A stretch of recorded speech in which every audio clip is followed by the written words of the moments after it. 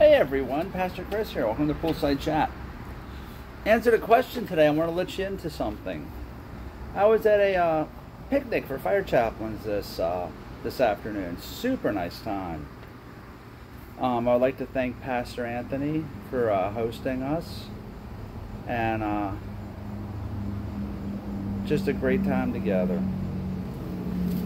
He had talked about, at one point, towards the end of our gathering, the fruit of the Spirit. Which one of the manifestations of the fruit do we struggle with? Which one is manifest in us? I heard lots and lots of stuff about the fruit of the Spirit. But I came to a realization today on something that I want to share with you. So we hear about fruit or fruits of the Spirit. It's fruit, one, fruit. That has a number of attributes. The fruit of the Spirit. The maturity of the Spirit. The outgrowth of the Spirit is love, joy, peace, patience, kindness, goodness, faithfulness, gentleness, self-control. And as we're discussing this, we always hear about this, Galatians 5:22 and 23. But I looked at this in context of this letter to the Galatian church. This section is living by the Spirit, and right before this, it talks about the flesh. The acts of the flesh are obvious: immorality, impurity, debauchery, idolatry, witchcraft, hatred, discontent, jealousy, fits of rage, selfish ambition, dissensions, factions, and envy, drunkenness, orgies, and the like. They call these acts of the flesh. So when we live according to the flesh, or live according to the Spirit, the way we live is shown in what you see in our outward behaviors. It's the fruit of what we follow after.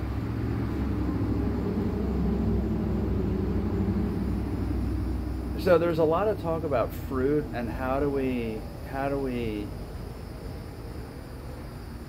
live by the fruit of the Spirit, how do we grow the fruit of the Spirit. But I want to give you something to think about as we were talking today. And it's not so much the manifestations of God's Spirit controlling us, the fruit of that Spirit, but it's the results of the attitude of who we follow after. So, for example, if we follow after the flesh, if we follow after ourself and our own desires, the fruit that we bear is self-indulgence, is pleasure, is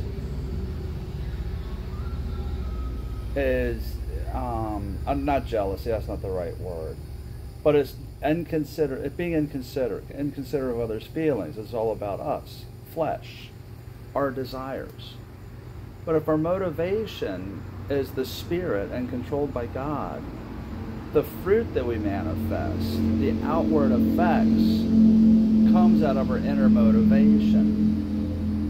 So when we talk about love, when we talk about joy, we exhibit these things because the motivation comes from God Himself. His love, His joy, His peace, His patience, kindness, goodness, gentleness, faithfulness, self-control.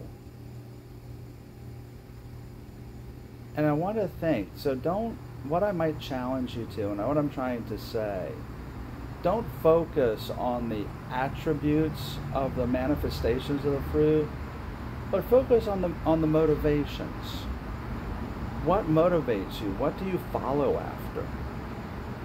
Is it self-indulgence, the flesh? Or is it Spirit indulgence, God's Spirit living in you, that gives you different desires? We don't follow after what pleases us, we follow after what pleases Him, which is what, I don't know if it's the side benefit, but it's really what pleases us. Who doesn't want to have love, a pure love?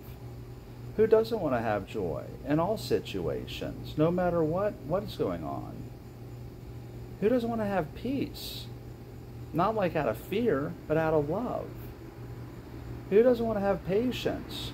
Because not everyone is like us, and not everyone changes the way we want them to, if they need to. Kindness, goodness. Remember, there is none good but God. Faithfulness, knowing that God is in control and that things are going to work out the way He wants them to work out. Gentleness. We don't need to beat people over the head with a sledgehammer to get them to conform to our will, our desires. We live after God and His Spirit, which that fruit, that manifestation, is a gentleness towards others, towards His creation. And self-control. We don't have to fly off the handle, because we don't. So, I guess there's a saying, you can't see the forest for the trees. Take that bigger view. What motivates you?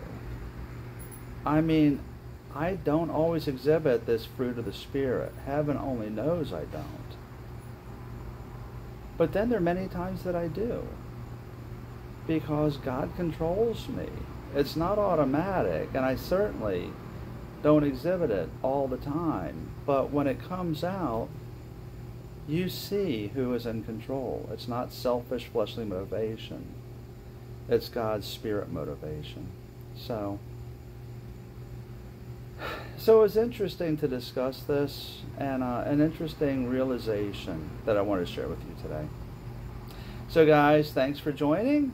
Facebook, YouTube, Rumble, at FL Compass Church, and now on Instagram.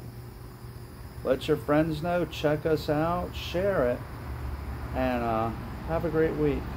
Remember, tomorrow's Sunday. Go to church. See you Wednesday.